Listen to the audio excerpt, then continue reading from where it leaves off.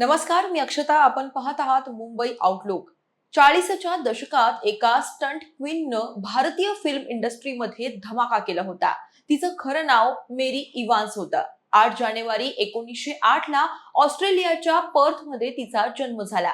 तिच्या इंग्लिश वडिलांचं नाव Herbert Evans आणि ग्रीक आईचं नाव मार्गारेट इव्हान्स होतं. मेरीचे वडील एक सैनिक होते, तर आई सर्कसमध्ये काम करायची. पहिल्या महायुद्धात मेरीच्या वडिलांचं निधन झालं. मेरीच्या आईनं त्या काळात मेरीला भारतात आणलं. मुंबईतल्या भायखळ्यामधील एका बोर्डिंग स्कूलमध्ये तिनं मेरीची रवानगी केली. सुट्टी मिळाल्यावर मेरी आपल्या घरी जायची. त्या दरम्यान ती पर्ल व्हाईट आणि रोलँड या दोन प्रसिद्ध अभिनेत्रींचे इंग्रजी चित्रपट आवर्जून बघायची. काही दिवसांनी मेरीला आपल्या आईबरोबर नॉर्थ वेस्ट प्रोव्हिन्समध्ये जावं लागलं. इथं आल्यावर मेरी घोड्यावर बसून दूरवर फेरफटका मारायची. एवढंच नाही तर घोड्यावर बसल्या बसल्या ती कसब दाखवायलाही शिकली. मेरी बिनधास्त वृत्तीची मुलगी होती. बेधडक जीवन जगणं हा तिचा मूळ स्वभाव झाला. टॉमी हा तिचा आवडता घोडा होता. मेरी काही दिवसांनी पुन्हा भारतात आली. इथं आल्यावर तिनं सेल्स गर्ल आणि सेक्रेटरीचे काम करून बघितलं, पण या दोन्ही कामांमध्ये तिचं मन काही रमेना.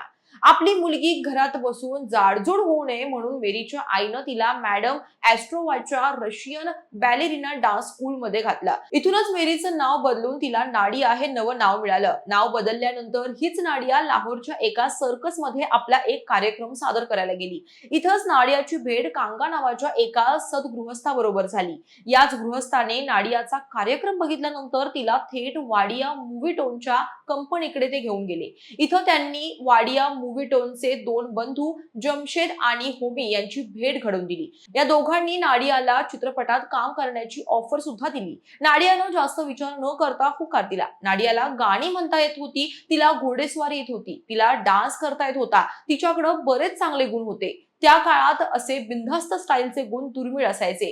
पण नाडियानं जेव्हा पहिल्यांदा कॅमेराला तोंड दिले त्यावेळी तिचे खूप हाल झाले. पहिल्या वहिल्या संवादाचा शॉट पूर्ण करण्यासाठी तिनं जवळपास 1 तास घेतला. सतत ती डायलॉग विसरत होती. 50-60 वेळा प्रयत्न केल्यानंतर कसा बसा तो एक पहिला शॉट ओके झाला. वाडिया मूव्ही टोननं नाडियाला महिना 150 रुपयांचा मेहनताना देण्याचं कबूल केलं. पण नंतर बघता बघता तिचा हा मेहनताना 6 महिन्यांमध्येच 200 पर्यंत वाढला. एवढंच नाही तर तिला कंपनीतर्फे कार सुद्धा मिळाली होती. हळूहळू काही चित्रपटांमुळे तिचा मेहनताना 1000 रुपयांपर्यंत पोहोचला. असं म्हणतात की त्या काळात सर्वात जास्त 5000 रुपयांचा मेहनताना फक्त मीना कुमारीलाच मिळायचा.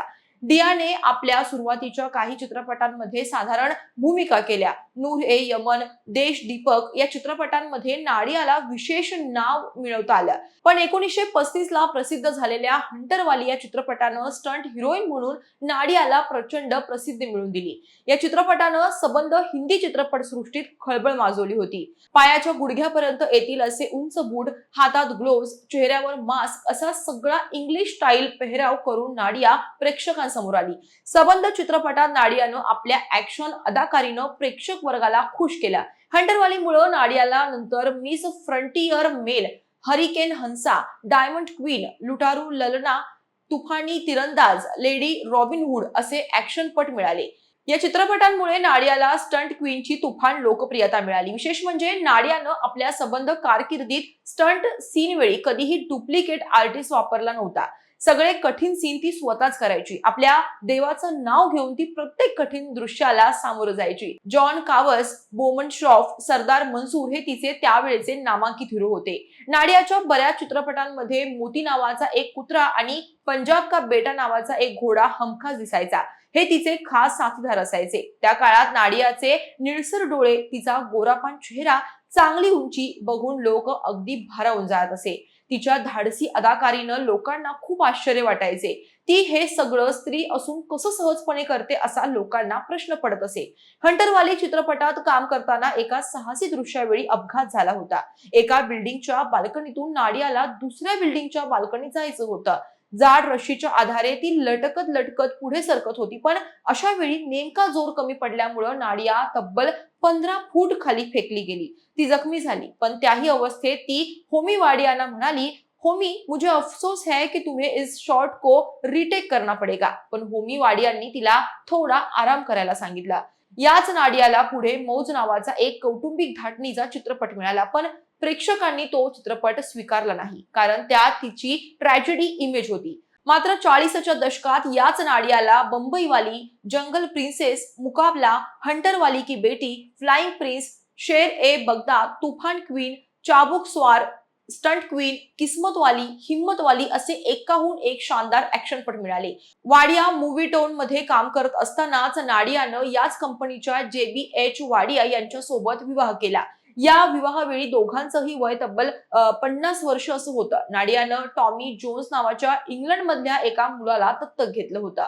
वयाच्या 83व्या वर्षी कार्पेट आणि जिन्यावरून घसरल्यामुळं नाडियाचे दोन्ही पाय निकामी झाले. नाडियाच्या नातवानं आठवण म्हणून 75 मिनिटांची डॉक्युमेंटरी तयार करून त्याचं नाव फिअरलेस द हंटरवाली स्टोरी असं ठेवलं. नाडियानं जवळपास 41 चित्रपटांमध्ये स्टंट क्वीन म्हणून काम केलं. याकूब, नवीन चंद्र प्रकाश, दिलीप राज या नायकांनाही नाडियाच्या चित्रपटांमुळे पुढे नाव मिळालं होतं.